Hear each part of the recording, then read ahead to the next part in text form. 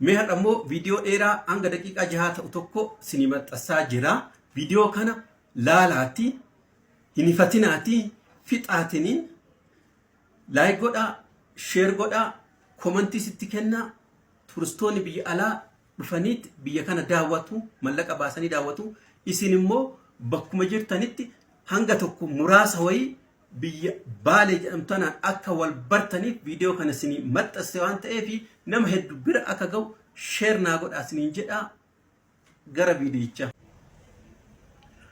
Baalee iyyen ummanni Baalee ummata beekumsa uumamaatiin badhaadhe, ummata barumsa idilee osoo hin baratin uumamaan qarooma qabu, ummata fayyaalessa kan hojii fi hojii qofatti amanu yookaan kan cimee hojjete eessaayyuu haa dhufu, eessaayyuu kan kabajuu fi kan jaalatudha. Ummata aadaa, safuu, amantii ofii kabajee jaalatee jiraatudha. Baaleen tuni dachii guddaa fi uumamaan badhaate yoo taatu addunyaa tanarraa lafa kiiloomeetira 8 hanga 12 keessatti qilleensa sadanuu badda daree fi gammoojjii itti argatanidha. Baddaan Baalee lafa diriiraa fi qonnaan kan beekamtu yoo taatu, gammoojjiin Baalee ammoo lafa diriiraa qonnaaf ooluu danda'u guddaa qabaattus horsiisaan kan beekamtudha.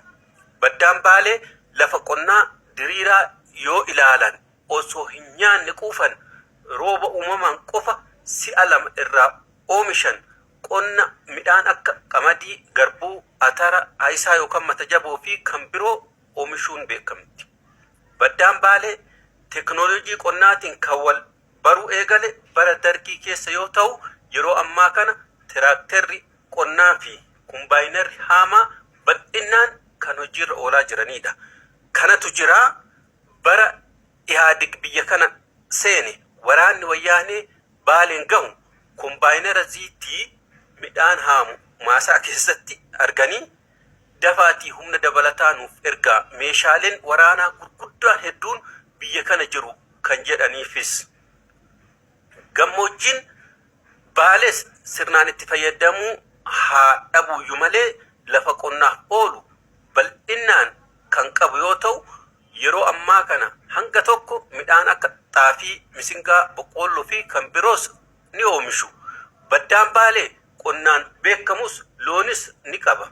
Keessattuu bara durii loon fasasaa maqaa qaba. Loonii fi re'een diishoo akkasumas gaara sheedamii dhufan xoosinyi dheedanii guddatan waan ta'eef foon isaanii qorichoomaaf barbaadama. Aannan baddaa Baalee kaamettiin itichite billawaan muramee nyaatamaa jedhan. Dhadhaa samaa waggaa 7 ture fi kichuu walii filattee nyaatta Baalee irratti. Gammoojjiin ammoo loon gaafaa, gaalaa fi re'een beekamtuudha. Loon kunniin margaa fi muka nyaatee guddate waan ta'eef dhibeef hin sodaatamu. Bunni dalloo, bunni haroo fi harannaa, bunni gololchaa qabeenya guddaa Baalee ittiin badhaatedha. Baaleetti nyaata aadaa Baalee keessattuu marqaa fi buraatoo gaafasii dhiyeessanii aanan xuunxoon biraa hin hafu. Meeshaan ittiin dhiyaatus maatii fi gaafa sagantaa wayii yookiin keessummoota ittiin dhiyaatu garagara. Amma laafaa dhufus Baalee uffata aadaa isaa kasafuu fi bareedinaan faayame qaba. Inni kuni ka ijoolleen shamarranii uffatanii fi haawwoleen heeruman uffatan garagara. Uffatumaa fi callee isiin diratte irratti ilaalte tuni abbaa warraa qabdi jettaa ijaan hin ilaaltu. Iyyeni Baalee tana Rabbiin qabeenya uumamaatiin faayee lafa kaa'e. Itti fayyadamte moo hin fayyadamneen waan biraa ta'ee jechuudha. Baalee keessatti wanti uumamaa marti hawwata turizimii ta'uu danda'a.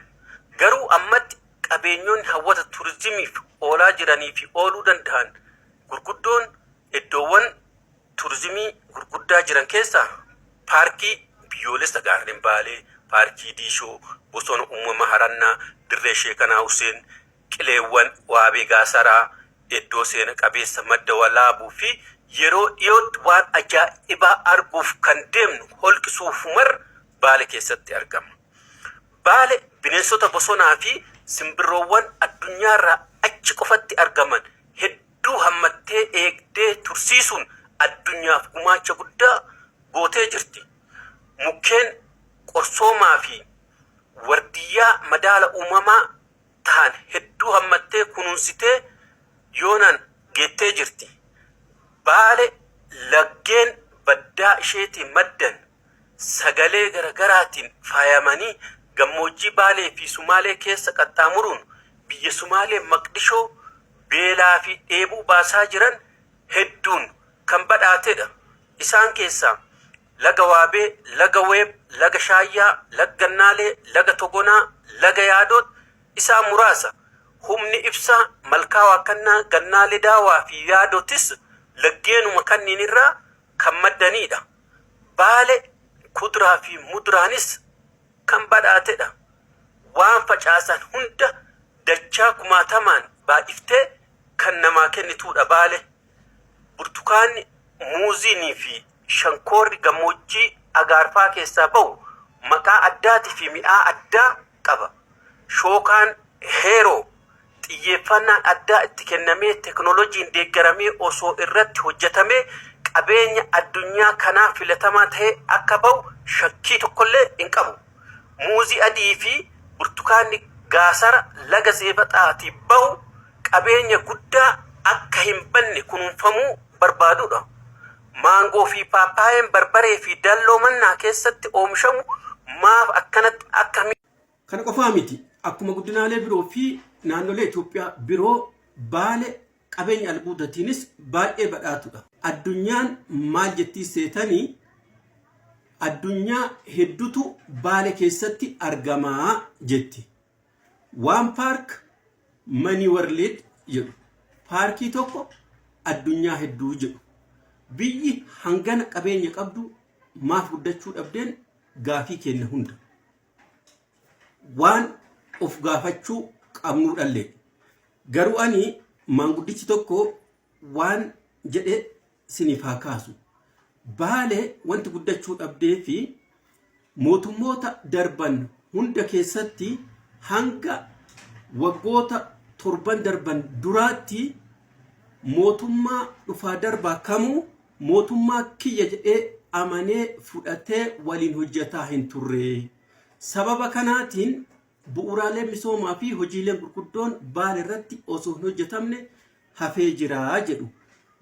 Uummanni Baale mootummaa kiyya jedhee ofitti fudhatee nagaa ofii eegee kan waliin deemaa jiru mootummaa amma jiru kana.